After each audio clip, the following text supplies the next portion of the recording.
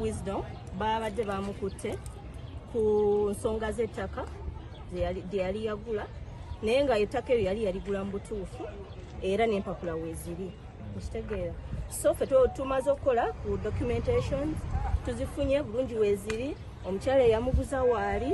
mukitegeera so ensonga ze ziri oke ezo allegations zebajja nga boogera yakola forgeries yakola ki si bituufu ate ekirungi yafunye bannamateeka abalungi abagenda omukolera ku nsonga ze so ensonga ze tuli muzikwasaganya byemubuulira ebigambo byemuulira boogera bali just musalako obusazi ki bigambo kitegeera babadde bamuguddeko omusango gwa obtaining land by false pretense naye era si bituufu kitegeera mulimu ebintu bya forgeries but all that they are just allegations mukitegeera allegations si bituufu naye tubikolako ffe nga ba lawyers be era tuli mubikwasaganya nze ndi musanyufu seebase ekiro nakutte emmotoka nenvuga nengenda paka ewuwe okumanya ekigenda maaso tukedde ku makya ne tujja wano ng'omusajja bamuwayiriza bamusibako ebintu byatalina nakyakati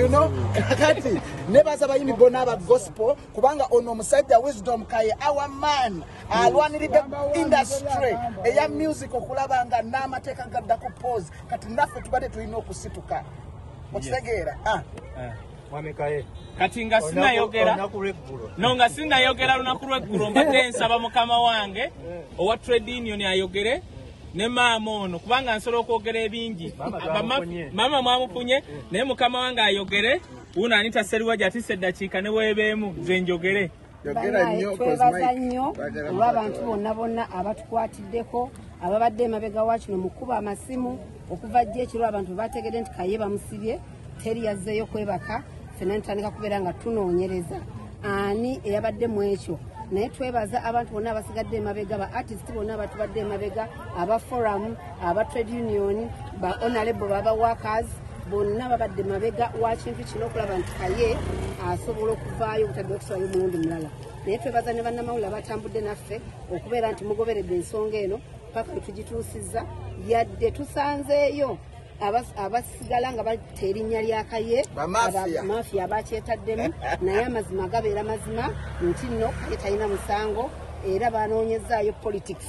maama wuuno eyatunda ettaka lwaki abawaabidde tebabaddeewo lwaki tebavaayo lwaki bakoze agreement omanyanga statement nabo so kino twebaza abantu bonna abali emabega era Kaye genda mu maaso okubeera ng'olwanira eddembe ly'abantu tujja kuba naawe neeyanziza bannange abatulaba abayimbi President Museveni General Sale General Kayanja NRM crew yonna abaana mwenna oba ba people power aba FDC mwenna njagala obebaza aba gospel president wange ali wano trade union maama ono yanguze ettaka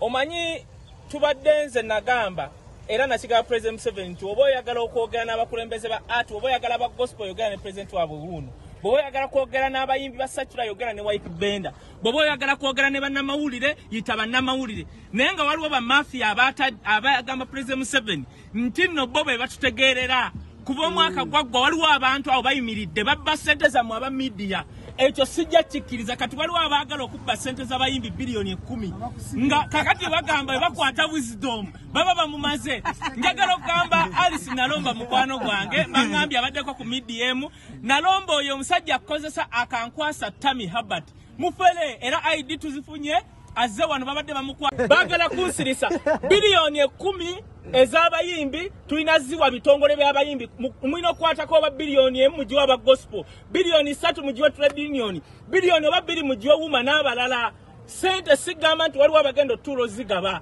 ekyo kyeki that's what I say kubanga ffe twasaba sente ze stimulus fund yaba artists naye waliwo bamafia bazeetaddeko nti balina zigaba mugende mba mwagala kulya muli sente za promoter kati naze gwolyo kirabyeyo nzizo gule ettaka ne bankwata ndipere wuno omukyala yanguze ettaka nendisalyako mukwano gwange Alisa ayagala oddigula n'asimba n'ebikondo kati bambi bamwadde busente ajjatanishinga empulidde mbu yabadde ku medium buyandiisa Wisdom nze nakulya mostero kuba senior 1 bana nzaliddwa na kasero sobedde na kibobulu mama wange opposite ambiasi oba madikasi wali emmanga ye flat mbera mu flat gwe Daniel ujimanyi kakati banyange abeyuke ababera mu bulumu obumu naye ekisinga obukulu njagala okwebaza eyali minister Honorable Bakabulinde njagala okwebaza ennyo amasimu g'okubye n'ogamba sijja kwebaka omusajja wange nga tavuddeeyo bonna bawakaze MPs bonna aba gavumenti abakubye amasimu byatuuse n'ekapeeka abayimbi okuva kwa Joanita Kawalya nze ndi mundu mmenye ndi butabani wa mulaalo ngenda kuba buli muntu yenna munange ntuuse mu amagye gabadde mangi nnyo Kwame Bakabulinde ba lawyers babadde wano baanya amasimu waliwo obutajja naye simu yokka gwamanya simu ezibadde wano kuva ku makye komera lyonna nawe olirabye bagamba tulina omusibe wano terminator atiki tasobola kukwata mutabani wa mulaalo Museveni ne yeebaka gwamanya amasimu agabaddewo ekiddako buli mafia yenna ayingidde mu sente z'abayimbi weekaabire okitegedde buli mafia woba omanyi nti oyingidde mu sente z'abayimbi biliyoni 10 weekaabire sente twazisaba nga zigabanye ebibiina ebitwala abayimbi ekyo kimu buli mafia abadde afunira mu art industry weekaabire